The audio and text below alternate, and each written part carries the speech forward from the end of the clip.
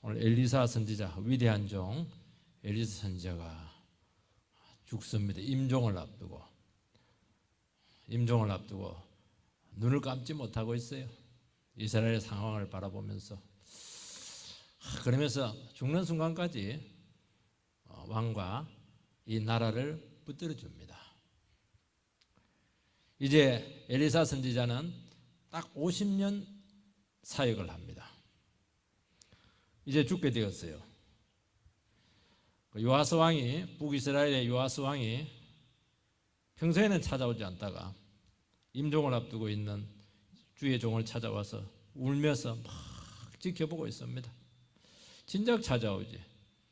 진작 와가지고 말씀도 듣고 좀 배우고 그렇게 기도받고 이렇게 하지.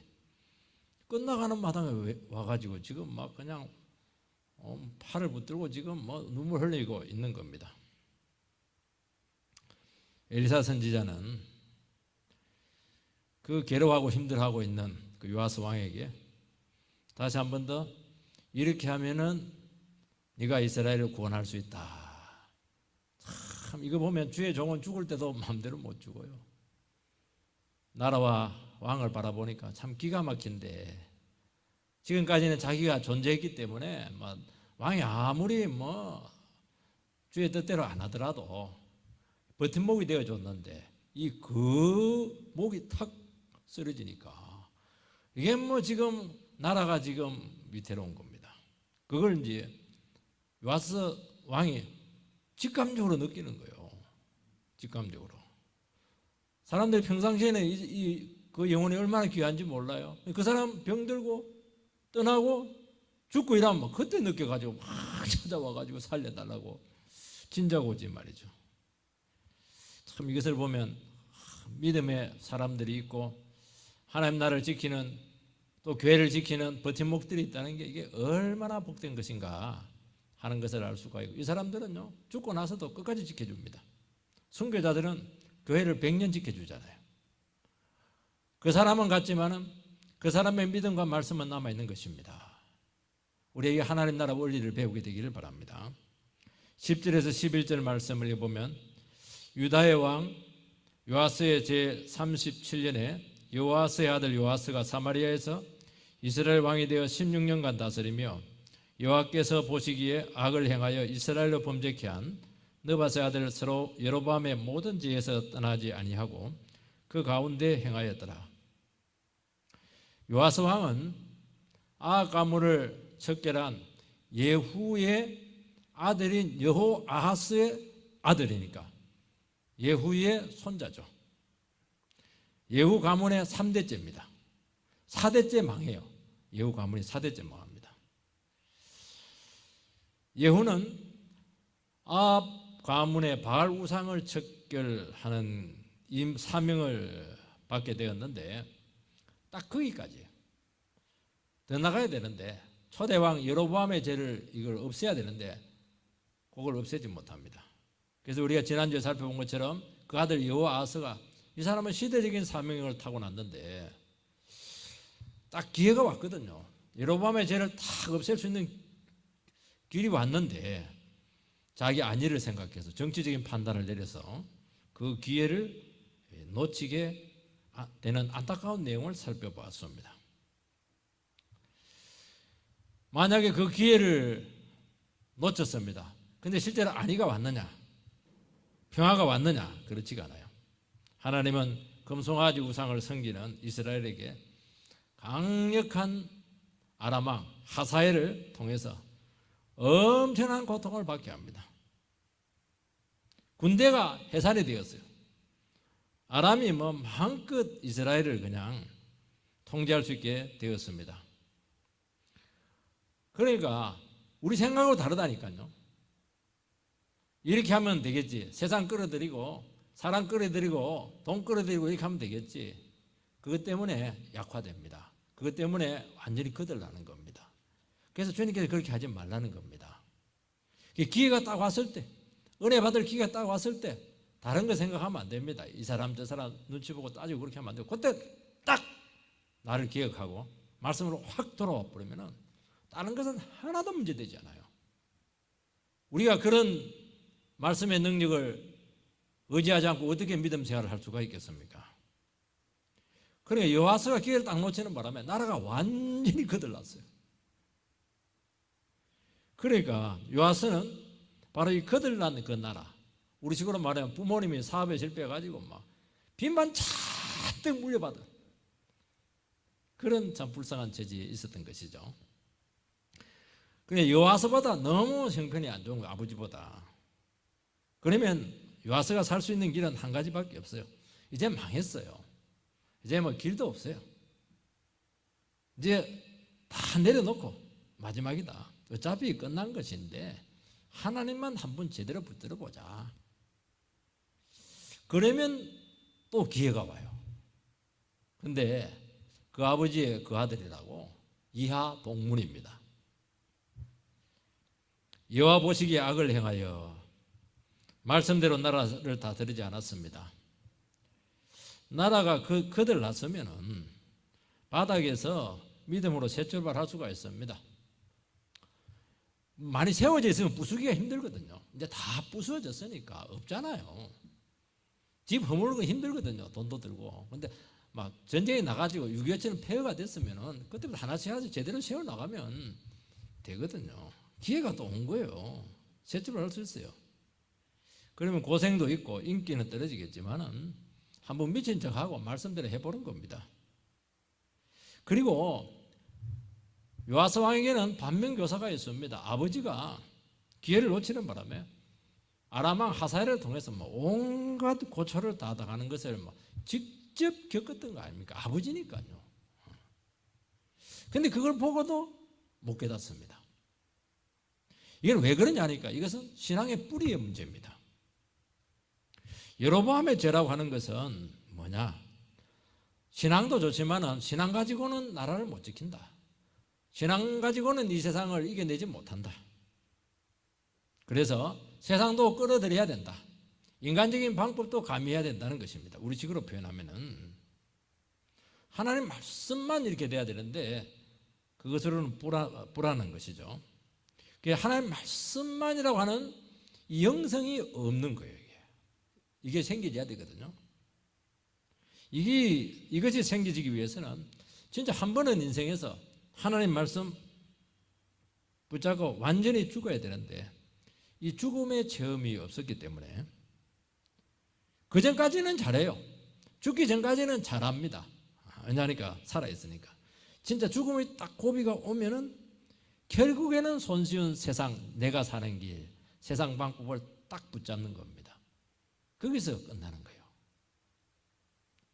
우리 식으로 말하면 좋을 때는 뭐 똑같아요. 도리어 세상 방법을 가지고 있는 사람들 더 잘 되고 더 잘합니다. 근데 딱 죽음의 위기가 딱 오면은 하나님 말씀만 붙드는 다윗의 영성을 가진 사람은 거기서 한번 자기를 딱 더 던져요. 어차피 죽었다 우리. 이제 다 내려놓자. 그리고 뭐 한번 주님 앞에 말씀 붙들고 더 한번 죽어버리자. 이러니까 부흥이 나타나는 겁니다. 생명이 막 나타나 사는 길이 나타나는 것이거든요. 근데 이 영성이 없는 사람들, 이 뿌리가 약한 사람들은 그게 안 돼요. 잘 해나가요. 건드리면 탁 터지면은 어디 가는지 없어요. 도망가 버려요. 죽으면 안 되니까. 그게 뿌리의 문제라니까 이게요. 뿌리.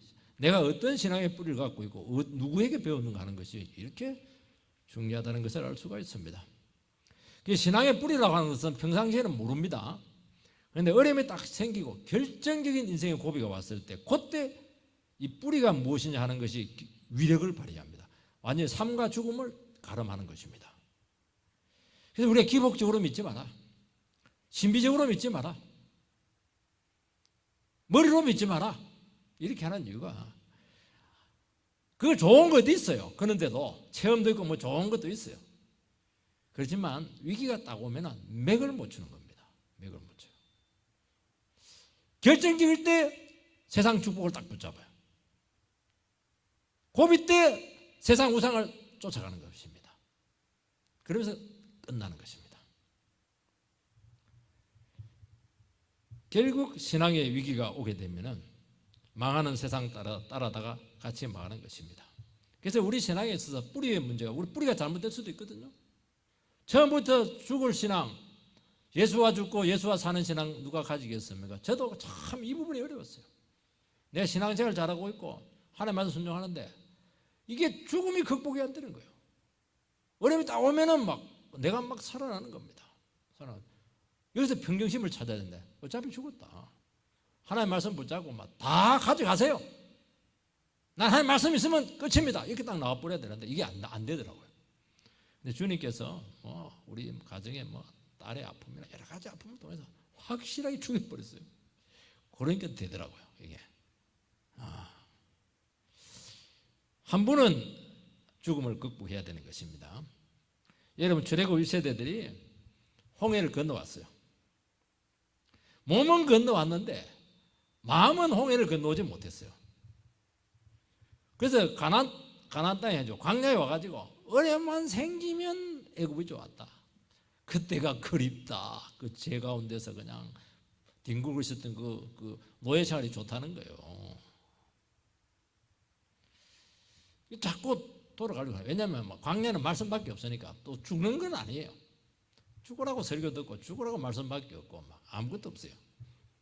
그래도 애굽에는 쫓아갈 때라도 있거든요. 광야는 진짜 아무것도 없어요. 그러니까 광야로 집어넣는 거예요. 여러분이 인생에서 광야 체험을 하는 것이 뭐냐니까 바로 이스라엘 백성들의 광야 체험이에요. 여러분 한번 광야 같은 인생길을 걸어봐야 돼요. 아무것도 없는 데서 하나님의 말씀으로 산다. 그리고 심리적으로 확실하게 십자가 고비를 한번 건너와야 된다는 것입니다. 한나처럼 확실하게 물론 버린다가 죽여줬지만 끝까지 기도로서 죽기 살기로 매달리니까 딱 고비를 넘기게 되고 그 믿음 신앙을 가진 말씀 신앙을 가지고 있었던 그 아들 사무엘이 결국에는 말씀의 종이 되지 않다. 말씀의 선지자. 사무엘부터 말씀의 선지자가 나옵니다. 그전에는 전부 다 기적의 선지자예요. 엘리야, 엘리사 전부 다 기적이잖아요. 사무엘 때부터 말씀으로 나라를 세웁니다. 14절 말씀을 보면 엘리사가 죽을 병이 들매 이스라엘 왕 요아스가 그에게 내려와 자기의 얼굴에 눈물을 흘리며 이르되 내 아버지여 내 아버지여 이스라엘의 병거와 마병이여 하매 요아스 왕이 지금 죽어가는 80이나 된 늙은 선지자 엘리사 앞에서 막 눈물을 흘리면서 안타까워하고 있습니다. 지금 이스라엘은 금송아지 우상을 섬기고 있습니다. 그러면 어떻게 해야 됩니까? 죽어도 상관없다. 우리는 금송아지 신앙이 있으니까 우리 나라를 지켜줄 것이다. 진짜 자기에게 정직하면 그럴 수 있잖아요. 그런데 말씀의 종이 딱 죽으니까 거두절미하고 한 번도 찾아오지 않았는데 명절 때도 안 찾아왔는데 찾아와가지고 막 눈물을 막 닭똥같은 눈물을 막 흘리는 겁니다. 그러니까 금송아지를 섬기지만은 이것이 지켜주지 못한다는 것을 알고 있습니다. 그렇지만 떨쳐내지는 못해요. 내 아버지여 이스라엘의 병거와 마병이여. 이 고백이 어떤 고백이냐니까 엘리사의 선생님이었던 엘리야가 휴거될 때 그때 엘리사가 휴거되는 모습을 바라보면서 내 아버지여 내 아버지여 이스라엘의 병거와 마병이여 이렇게 하면서 절규합니다. 엘리야라고 하는 그 종은 이스라엘의 전 군대보다도 더 능력이 있다는 거예요. 이스라엘의 군대와 마병이니까 엘리야 한 사람이 이스라엘을 지켰던 것입니다. 이렇게 큰 거예요. 이게 큰 거예요. 그 엄청난 거예요. 그런데 그 똑같은 고백을 요아스가 엘리사에게 하고 있는 것입니다.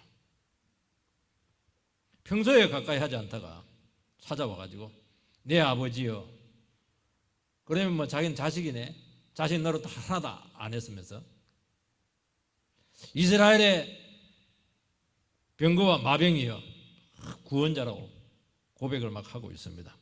진짜 이스라엘의 구원자라고 했으면 평상시에 그분을 써야죠. 다 제껴놔버렸잖아요. 그래서 우리는 이 고백을 바라볼 때마다 왕이 너무 위선적이다 그렇게 볼 수가 있습니다. 그런데 엘리사 선지자는 이 호소를 그대로 받습니다. 너 왜 아부하는 거야? 왜 나한테 듣기 좋은 말 하고 그렇게 인사치레로 네가 나온 것이지 그렇게 하지 않습니다. 요아스 왕이 얼마나 궁색했습니까? 죽어가는 선지 앞에서 막 눈물을 흘리면서 신앙 고백하고 있습니다. 마치 그냥 소년 가정에 될 애들이 막 아버지가 막 홀라 남은 아버지가 막 병대로 죽어갈 때 아버지 죽으면 안 돼요. 우리 놔두고 죽으면 어떡해요? 막 하염없이 눈물을 흘리는 것처럼 그렇게 하는 거예요. 평상시에 좀 철이 들어가지고 아버지 말씀 순종하고 그렇게 하면 될 텐데 말입니다. 철이 없는 거예요. 뭘 모르고 있는 겁니다. 근데 막상 탁 떠나려고 하니까 막 그런 애들이 더 충격받습니다. 믿음으로 걸어온 사람들은 충격 안 받거든요. 죽음을 준비하거든요. 대비를 미리 해놨거든요. 전혀 대비가 안 돼 있는 거예요. 지금 엘리사가 떠나면 어떻게 해야 돼요? 그냥 아무 대비가 안 돼 있는 거예요. 지금 그냥 와 눈물만 흘리는 게 막 팔만 잡고 막 살려달라고 막 눈물만 흘리는 거예요. 이게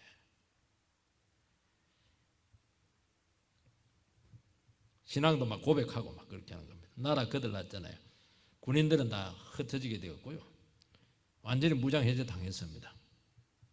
몇몇 병거 10성, 마병 50, 보병 10,000명밖에 없어요. 이제 마지막 남은 에리사마저 지금 떠나고 있습니다. 속이 막 타들어가고 있습니다. 그래서 죽어가는 종 앞에서 하염없이 눈물만 흘리고 있습니다. 진작 찾아도 기도받아야지. 진작 찾아와서 하나님 말씀 듣고 철저하게 자기를 기억해야지. 이제 끝나려고 하는 순간 찾아가서 지금 막 숨이 헐딱 끓는데 뭘 지금 요구하고 있습니까? 힘들어 죽겠는데. 내 아버지여 이스라엘의 병거와 마병이여. 이런 고백을 할 수 있으려고 하면은 엘리사처럼 엘리야 선생님의 그 길을 끝까지 쫓아가야 돼요. 다 버리고 예수님의 12제자처럼 그렇게 하면 돼요.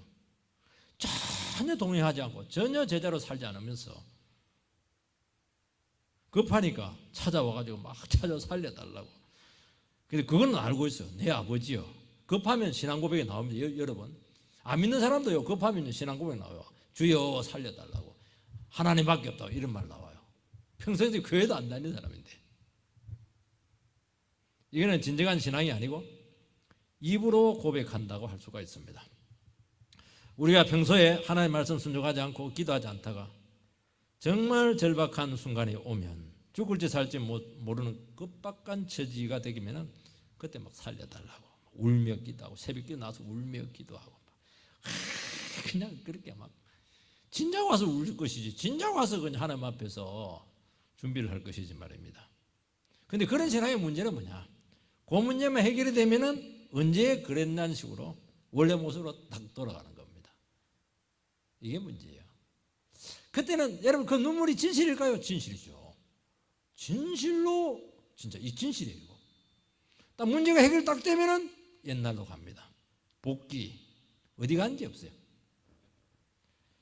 요아스가 엘리사에게 나온 것은 하나님을 믿고 따르는 것이 아니고 다급해서 능력 좀 달라는 것입니다. 뭔가 안전책을 확보해 달라는 겁니다. 너무 없으니까요. 아무것도 없어요.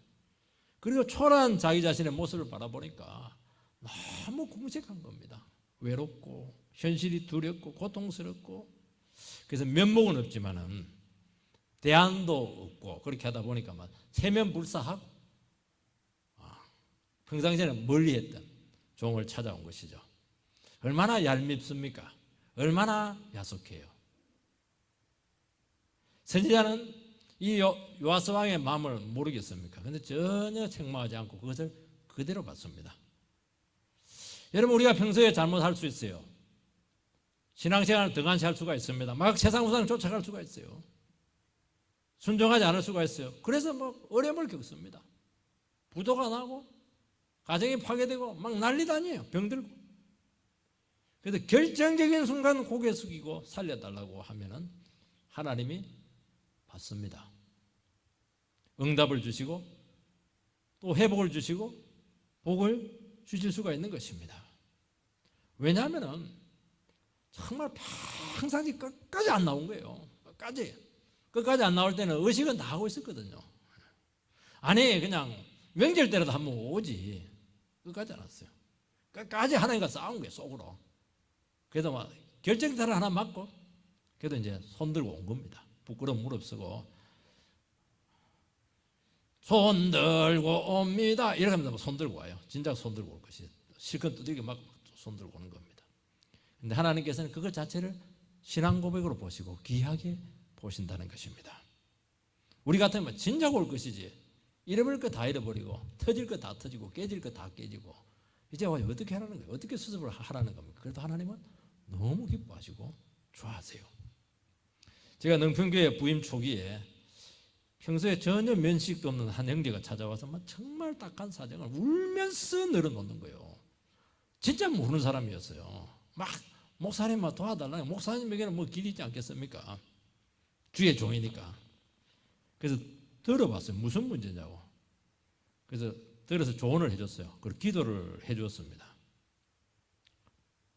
그런데 그날 저녁 그 문제가 해결이 되어버렸어요. 전화가 왔어요. 목사님, 문제가 해결이 되었습니다. 얼마나 좋아하는지 몰라요. 그래서 일이 쑥쑥 풀려버렸어요. 그 형제가 나한테 무슨 고백을 했냐니까 이 문제가 해결되든 되지 않든 상관없이 정말 이번에는 정말 열심히 신앙생활을 하겠다고 그렇게 했는데 몇 번 오긴 왔어요.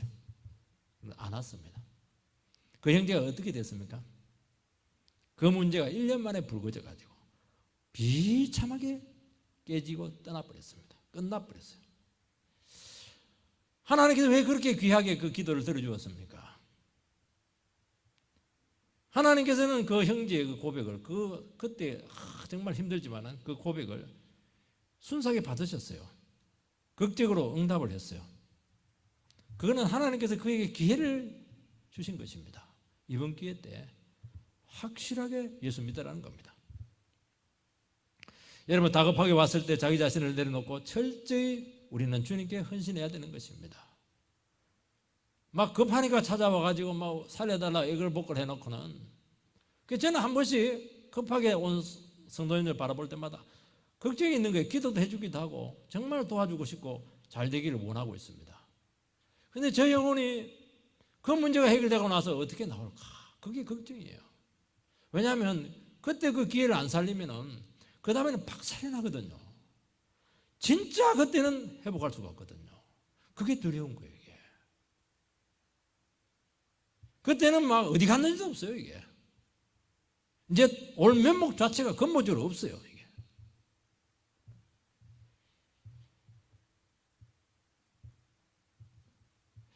그래서 말씀에 헌신하고 자기 자신을 내려놓는 기회가 되어야 한다는 것입니다.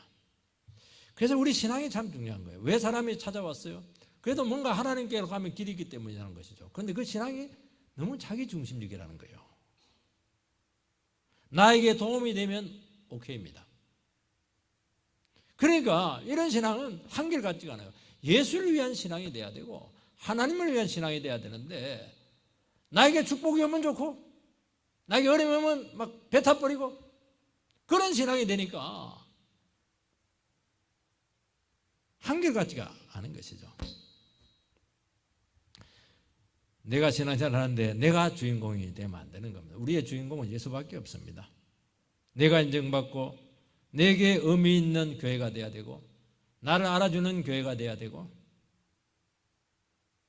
나에게 도움이 돼야 되고 나에게 안전이 확보되는 한에서는 신앙생활을 합니다. 어떤 분들은 교회에 왔는데 이 교회는 뭐 나를 안 알아주네? 그럼 좀 이따가 가버려요. 교회가 알아주면 열심을 내고 알아주지 않으면 막 낙심하고 이 교회는 사랑이 없다고 그렇게 하고 그렇게 하는 거예요. 말씀만 있으면 되는데 말씀만 붙들어 하는 이유가 왜 그러냐면 말씀만 붙들면 다른 걸 문제를 삼지를 않아요. 사랑이 있니? 뭐 이 교회가 뭐 성도 숫자가 얼마니? 뭐 그거 뭐 내 마음에 드는 사람이 있니 없니? 그런 것도 전혀 문제가 안 되거든요. 그냥 자기가 주인공이 되고 자기가 중심이 돼버리면 다 문제가 되는 거예요. 목사가 목소리가 왜 저래? 목사 머리가 오늘 너무 기네. 모든 게 문제야. 저 집사님 왜 눈꼬리가 나에게 보는 게 왜 저래? 전부 다 문제가 되는 거예요. 그게 뭐가 중요합니까? 여러분 내한테 예수만 있으면 되잖아요. 말씀만 있으면 되잖아요.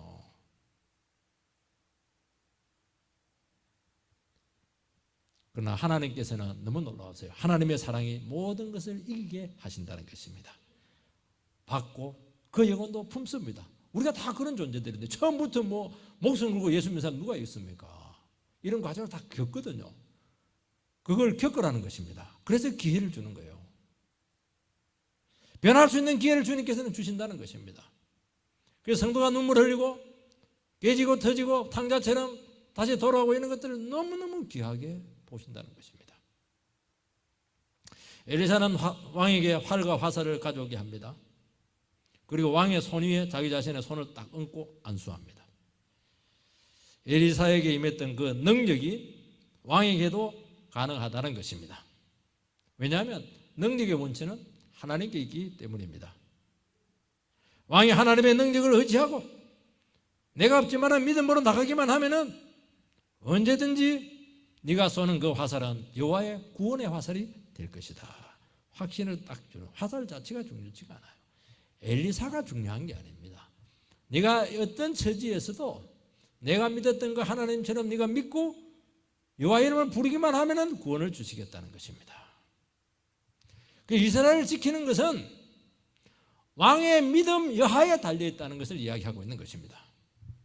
17절 이르되 동쪽 창을 여소서 하여 곧 열매 엘리사가 이르되 쏘소서 하는지라 곧 쏘매 엘리사가 이르되 이는 여호와를 위한 구원의 화살 곧 아람에 대한 구원의 화살이니 왕이 아람 사람을 멸절하도록 아벡에서 치리이다 하니라. 동쪽은 아람 군대가 있는 곳이고 아벡은 아람 군대가 지금 진을 치고 있습니다. 여호와를 위한 구원의 화살이라고 하는 것은 강한 아람을 하나님의 도우심으로 승리를 하게 된다는 것입니다. 그러니까 아람과의 전쟁은 힘으로는 안 된다. 군비로도 안 된다.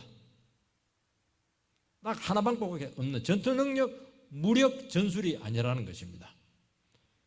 하나님만 의지하면 다른 것은 전혀 문제가 되지 않는다는 것. 너의 믿음에 달려있다는 것입니다. 여러분, 여호와를 위한 구원의 화살, 이 전쟁의 성격을 항상 기억을 해야 된다는 것입니다. 나의 전쟁이면 내 힘으로 해야 됩니다. 여호와를 위한 전쟁이라면 여호와의 힘으로 가능하죠. 어떻게 하면 여호와의 전쟁이 될 수가 있습니까? 주를 위한 싸움이 되면 되는 것이고 죄와의 싸움이 되면 되고 마귀와의 싸움, 영적인 싸움이 되게 하면 되는 것이고 진리의 싸움이 되게 하는 것입니다. 하나님 나라를 세우기 위한 싸움이 된다고 하면은 그거는 여호와를 위한 화살이죠. 하나님께서 100% 도와줍니다. 100번 승리합니다. 근데 우리 이 부분이 불분명한 거예요. 자꾸 나를 위한 싸움을 만들려고 하는 것입니다. 왜냐하면 내 생각이 많거든요. 내를 먼저 생각하거든요. 내 입지를 먼저 생각하고 내 자리를 먼저 생각하고 이렇게 하니까 자기를 위한 싸움이 되니까 자기 힘으로 어떻게 이깁니까? 마귀의 세력, 세상을 어떻게 이겨요? 그러니까 망하는 거예요. 너에게 문제는 지금 군사력이 뭐 만명부였고 병거 갖고 그게 문제가 아니라는 거예요. 지금 엘리사가 이제 떠나고 그런 게 문제가 아니고 너 지금 어떤 정신을 갖고 있는가, 어떤 신학을 가지고 있는가. 바로 이 그런 어린애 같은 신앙 가지고는 아무것도 못한다는 겁니다. 너는 지금 어떤 생각으로 나에게 나왔느냐? 어떻게 하면 내가 이길 수 있는 싸움이 될까? 어떻게 하면 저걸 이길까? 저게 약점이 뭘까? 엘리사 선지자에게 있는 그 능력의 그 비법을 나에게 가르쳐달라고. 비법이 어디 있어요? 비법은 하나님께 다 있죠. 어떤 분들은 와가지고 목사님 설교의 비법이 어디 있냐고. 비법이 어디 있냐고. 당신도 똑같이 하나님 말씀 붙잡고 대가를 지불해야 되는 것이지. 뭐 책에서 뭐 비법을 알면 뭐 누가 설교 다 못해요. 비법 없어요. 저도 우리 선생님 따라다니지만 전혀 그 비법 없더라고요. 어떻게 하면 내가 좀 더 안전한 세상에 안전책을 확보해 놓을까? 그 생각, 썩은 생각을 하니까 능력이 안 나타나는 거예요. 절대로 지킴받을 수 없어요. 그거 다 버리라는 거예요. 하나님 나라와 그 말씀을 어떻게 드러내고 이 제약을 몰아낼까? 이 신앙으로 돌아오라는 것입니다. 우리는 위기가 올 때마다 근본 질문을 해야 됩니다. 위기를 극복할 것만 생각을 하는 거. 어떻게 하든지 여기서 헤어나와야 되겠다. 그러면 헤어나가기도 힘들고 헤어나가도 진정으로 헤어나온 게 아니에요. 승리가 되지 못해요. 그 위기를 통해서 정말 나를 위한 신앙인가? 하나님을 위한 구원이 되도록 내 자신을 진짜 드릴 수 있는가? 그 근본적인 질문을 주님께서 여러분들에게 요구하고 있는 것입니다. 지금까지 네 기분대로 신앙생활 했지. 뭐 오고 싶으면 오고 뭐 찌푸둥하고 이러면 뭐 빠져버리고 내 감정에 충실하고 말씀에 어디 있어요. 너 그렇게 계속 신앙생활 할 거냐는 거예요 지금. 네 뭐 생각대로 그냥 하는 거 아니냐는 거예요. 이거. 다 해놓고 일 다 저질러 놓고 하나님 축복해달라고. 나 너 그 덜덜이 되기 싫다는 거예요. 그거 버리라는 겁니다. 그거. 하나님께서는 다른 걸 요구하잖아요. 바로 그 근본적인 문제를 요구한다는 것입니다. 그래서 위기를 통해서 하나님을 위한 구원이 되도록 자기 자신을 완전히 근본적으로 뜯어고치고 드리라는 것입니다. 주님께만 헌신을 하라는 것이죠. 여호와 이제 한 분만 바라보라는 거예요. 다른 거 자꾸 끌어들이지 말라는 겁니다. 이것이 안 되면은 어려움만 생기면 눈물 흘리고 해결되면 도망가 버리고 한 두세 번 해버리면 없어져 버려요.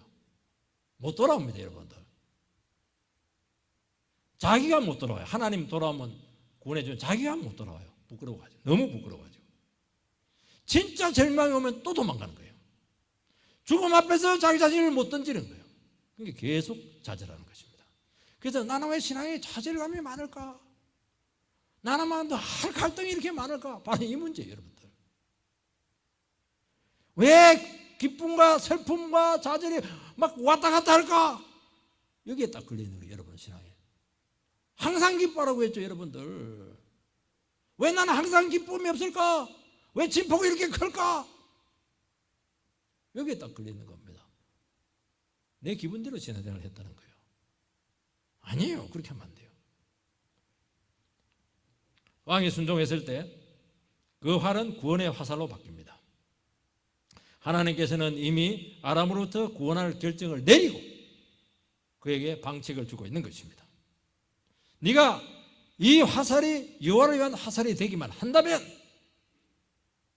그것만 기억하기만 하면 늘 구원이 온다는 것입니다. 엘리사는 죽음으로 천국에 갔지만은 요아스에게 말씀의 능력을 유산으로 남겨두는 것입니다. 엘리사의 죽음과 동시에 아람으로부터 하나님께서 확실한 구원책을 왕에게 지금 주고 있습니다. 너 엘리사가 아니라는 거예요. 너 힘도 아니라는 거예요. 너의 삶 전체가 하나님만 바라보는 삶이 되게 하라는 겁니다. 엘리사가 아니고 이해가 안 되지만은 하나님께서 주신 그 약속의 말씀을 의지하고 순종하면 100% 능력이 나타나고 구원이 임한다는 것입니다. 하나님께서 하나님 말씀의 사람을 데려가면 하나님 나라를 끝장나는 겁니까? 아니잖아요. 하나님은 말씀의 사람도 중요하지만 말씀의 사람이 떠나더라도 말씀을 남겨두는 것입니다. 그 말씀 붙잡고 이제는 사람 보는 별 말고 매달리는 겁니다. 그럼 100% 능력이 나타나는 거예요. 그러니까 이제부터 나라를 구원할 수 있는 유일한 방법은 왕리 한 사람이 하나님 말씀에 순종하느냐에 달려있다는 것입니다. 화살을 취한 후에 그것을 땅에 내리치게 합니다. 이유 설명이 없으면 땅에 내리치라는 거예요. 몇 번 칠까요? 그것도 없어요. 강도는 어느 정도로 해야 됩니까? 세게 쳐야 됩니까? 약하게 그런 말도 이렇게 치라는 거예요. 믿음의 테스트죠. 이때 이제 평소 믿음이 드러납니다. 한번 순종해봐. 어떻게 해요? 어느 정도로요? 그건 몰라. 순종해보라는 거예요. 해보면 믿음이 나타나요. 세 번째입니다. 선자가 막 불같이 화를 내면서 5번, 6번은 쳐야지. 당신은 3번밖에 승리하지 못할 것이고 안타까워하면서 네가 5번, 6번만 쳤으면 아람으로도 완전히 꺾어버릴 텐데 3번만 딱 승리하고 그 뒤로부터 꼭 또 고통을 당할 것이라는 겁니다. 하나님께서는 아람으로부터 이스라엘을 구원하기로 이미 결정했어요. 하나님이 이미 계획을 가지고 있어요. 엘리사 선지자를 데려갈 때는 이미 다른 방식을 가지고 있었던 것입니다. 그 구원은 왕의 믿음에 달려 있어요. 하나님의 결정이지만은 구원의 성격은 우리들의 순종과 믿음에 달려 있다고 말씀하고 있는 것입니다. 거의 망했어요. 근데 구원의 약속을 주셨습니다. 여러분 거의 망했어요. 근데 약속의 말씀을 우리에게 주시는 겁니다. 그 말씀 붙들고 에이 막 5번 때려버리세요. 그러면 확실하게 이기는 겁니다. 턱턱턱 하나 둘 셋. 그러니까 3번은 해줄 겁니다. 계속 질질질 끌려가는 겁니다. 죽을 때까지 취하죠. 어디라면서 막 선지자가 막 그만해라 막 근데 팔 부러지겠다 그렇게 쳐버려야죠. 요 치라 할 때요 미완료형입니다. 히브리에서 미완료는 지속 개념입니다. 계속 치라는 거예요. 이게 믿음으로 치라는 겁니다. 너 지금 아람으로부터 얼마나 오랫동안 짓밟혔냐? 얼마나 모욕을 당하고 고통을 받았냐? 지긋지긋하지 않니? 하나님께서 너에게 이제 긍휼을 베풀겠다고 하는데 치라고 하는데 눈에 불이 날 정도로 치야지. 근성으로 마지 못해서 치라고 하니까 한번 삼시세파니까 3번까지는 쳐주겠습니다. 그거 아니에요? 쉽게 말해서 그게 한계고 그게 큰 축복을 잃어버리게 되는 원인인 것입니다. 여러분 큰 축복 받은 사람들은 이렇게 하지 않아요. 근성이 어디 있어요? 뭘 하나를 하더라도 죽기 살기로 해요. 이 사람은 뭔가 확실하게 하나님 나라에 족적을 남기는 것입니다. 우리는 승리와 구원의 약속을 받았습니다. 우리의 믿음과 열정과 하나님의 뜻을 이루려고 하는 그 의지에 달려있고 고통받는 백성들에 대한 안타까움이 어우러져서 강력한 순종으로 나타나야 된다는 것입니다. 제대로 신앙생활을 못했을 수도 있어요. 요아스처럼. 그래 결정적인 순간이 온 겁니다. 기회가 한 번 주어진 거예요. 그 기회 때 좋다. 지금까지 잘못했지만은 내가 이때 하나님 앞에 본때를 보여주겠습니다. 하나님. 자기를 탁 던져버리고 기도에 팍 던지는 거예요. 예배 자기를 확 던지세요. 그만해라. 됐다.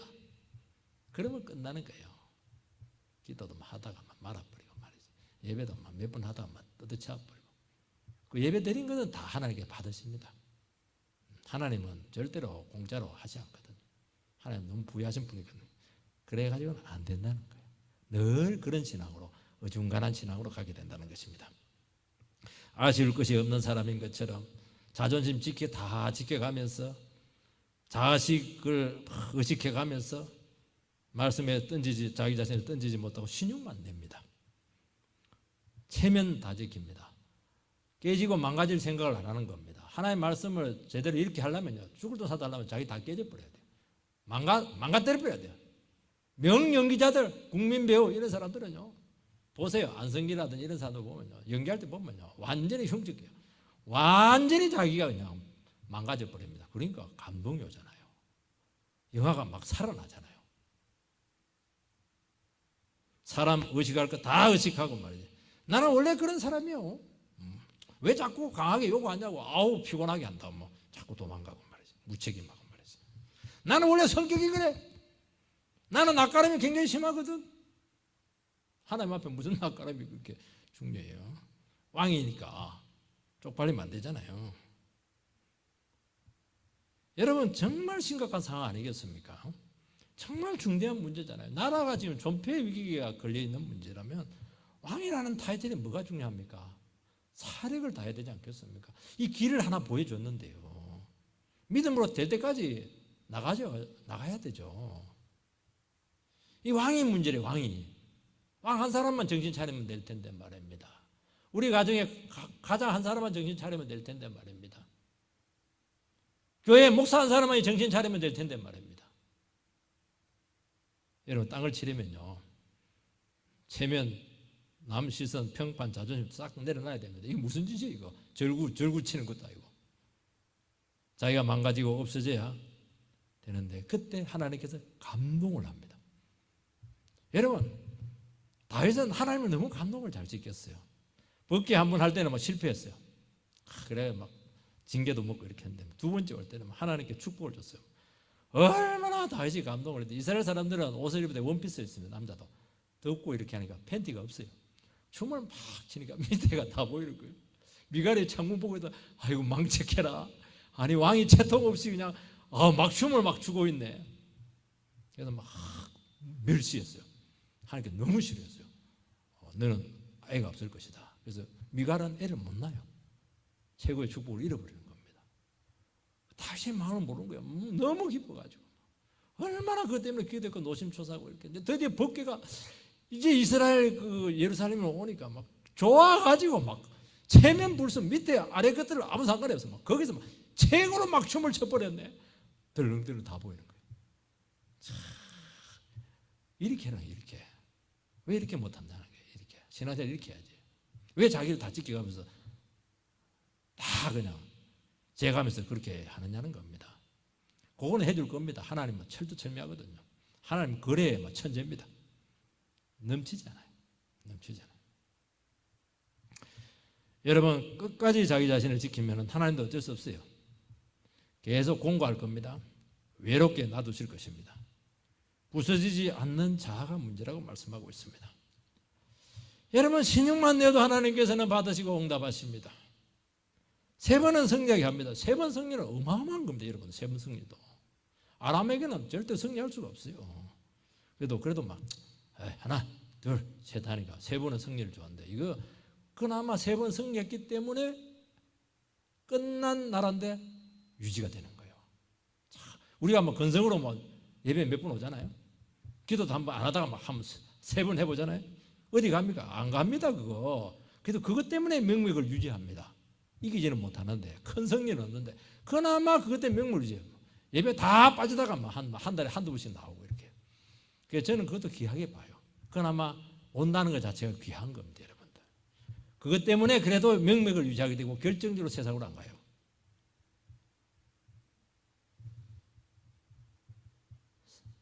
이때 우리는 후회를 해요. 그때 기회가 와서 더 칠걸, 그때 더 기도할걸, 그때 더 예배 나올걸, 더 주님께 매달릴걸, 꿀 하는데 뭐 지나가 버렸어요. 인생에 종지부를 찍는 큰 구원은 없습니다. 누가복음 18장에 보면 억울한 과부가 재판장을 찾아가요. 재판장은 불의한 재판장입니다. 과부에게 무슨 돈이 있어요? 재판장처럼 돈 받고 하는데요.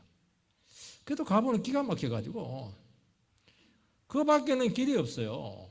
돈 갚을 능력도 없고 막 너무 억울한 거예요. 갔는데 막 당연히 거절이죠. 어디 돈도 없는 과부 주제에 와가지고 말이지 나에게 심판을 재판해달라고 막 합니다. 한두 번 막 거절됩니다. 한두 번 거절되면 여러분 찾아갈 수 있겠습니까? 와 그냥 그 포도청에 그냥 막 보초들이 막 서이고 문을 몇 단계 지나가야 되는데 4번 5번은 불가능합니다. 그런데 과부는 찾아갑니다. 어떻게 찾아갈 수가 있었습니까? 과부가 미쳤습니까? 과부는 뭐 징징거리는 겁니까? 막갑합니까? 아니에요.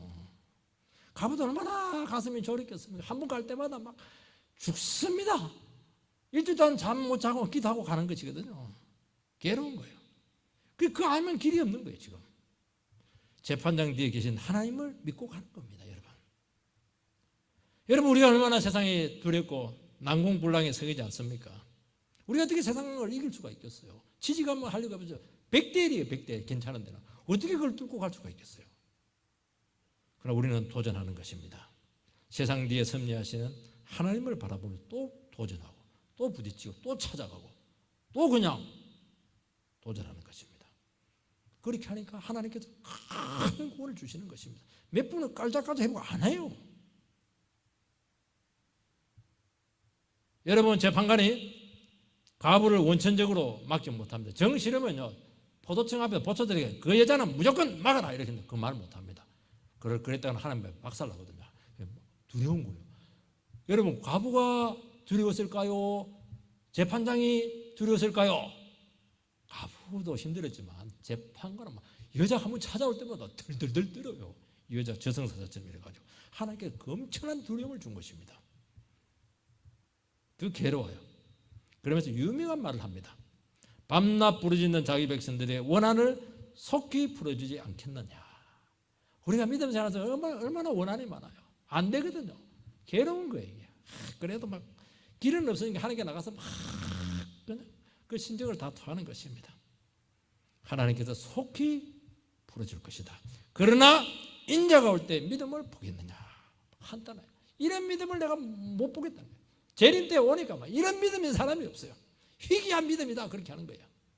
주님께서는 오늘 요아서 같은 믿음을 원치 않습니다. 그냥 하나님 때가 되면 하나님 오늘 저녁에 내가 하나님 붙잡고 소부를 보겠습니다. 결판을 내겠습니다. 이런 신앙으로 딱 서야 되는 것입니다. 그러면 여러분 인생 가운데 큰 성리로 큰 성리 그러면서 산맥이 형성이 되는 것입니다. 산맥이 되어야 감히 범접을 못하죠. 산맥과 같은 믿음의 용사들이 되시기를 주 이름으로 축원드립니다.